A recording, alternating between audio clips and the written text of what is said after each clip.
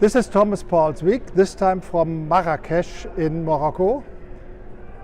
I'm here at the very place where I had the privilege to address the Interparliamentary Union, which is here in a joint conference on the relation of state and different faiths and religions.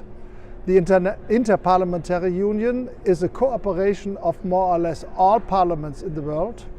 This is why we have here about 60 speakers of different houses around the globe from all continents. It was a real privilege to address them.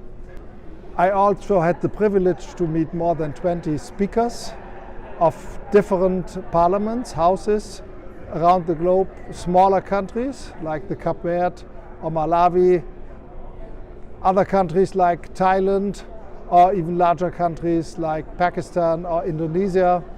And we had in-depth, intense discussions about the situation of evangelical churches in their given countries.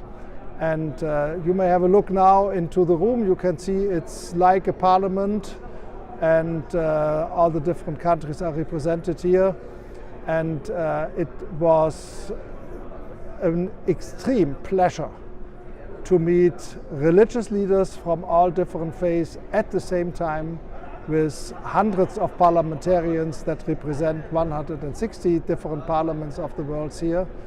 And I'm very happy to report that the World Evangelical Alliance, on behalf of our churches, is in the middle of the mess.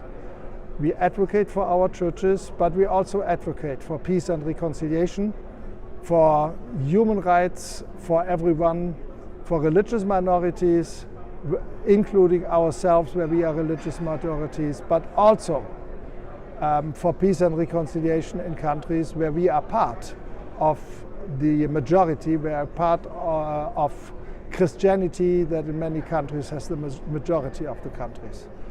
We also had a special time with the head of the parliament here in Morocco. The situation in Morocco is not as bad as in other Arab countries, but of course there's a lot to discuss with the government about the situation of our churches. And we are very happy that Religions for Peace, of which I'm co-president, together with the Interparliamentary Union, provided this global space for top leaders to discuss hot potatoes, to discuss relation between the different faiths, between the different religions, and between the different states that very often have state religion or majority religion suppressing other minorities. The World Evangelical Alliance since 1846 is dedicated to freedom of religion and belief. We have proved this by being here, and we are happy to find so many allies around the world for it. Thank you very much. The other way around too. Where does the law come from? Where comes the moral backing come from?